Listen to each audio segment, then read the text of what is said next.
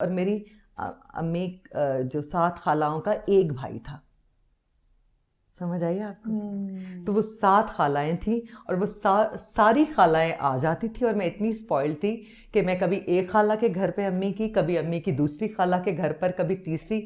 اور تو وہ ایک گھر سے کھانا کھایا، کبھی دوسرے گھر سے کھانا کھایا، پھر ایک کبھی خالہ کو.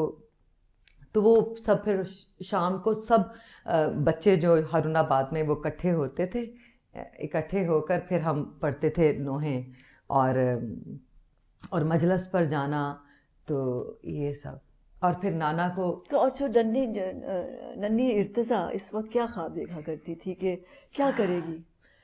میں جب بہت چھوٹی تھی، میں جب ننیال میں ہوتی تھی تو مجھے نا جن بھوت بہت نظر آتے تھے. اچھا. جن اکثر میں جب سوتی تھی تو اپنی نانی اماں کے پاس یا اپنے دادا نانا کے پہلو میں، یا میں اپنے بڑے ماموں کے ساتھ، یا میں اپنی ممانی کے ساتھ، میرے ماموں آصف ان کی بیوی کے ساتھ، انہوں نے مجھے بہت پیار دیا. ان کی کوئی اولاد نہیں ہے، ان کی میں ہی تھی. اچھا. ان بڑے ماموں کی. تو تمہیں کیسے لگتا تھا کون آ رہا ہے تمہیں لینے؟ ہاں، تمہیں وہ جن بھوت کیا نظر آتے؟ تو وہ مجھے ایسے لگتا تھا کہ میرے پاؤں پر کوئی ہاتھ لگاتا ہے. تو وہ مجھے آوازیں آتی تھی بچپن میں، مجھے پریاں نظر آتی تھیں اور میں آسمانوں پر جایا کرتی تھی. تو وہ مجھے اصل میں نظر آتی تھی. تو یہ تم نے کہانیاں پڑھی تھی جو تمہیں خواب میں نظر آتی تھی یا کیا؟ تمہاری فیملی میں تھا یہ بچوں کو کہانیاں سنانا؟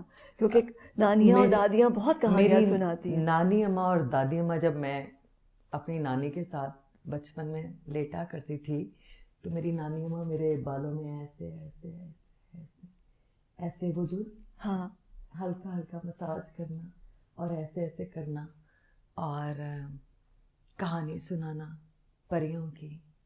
اور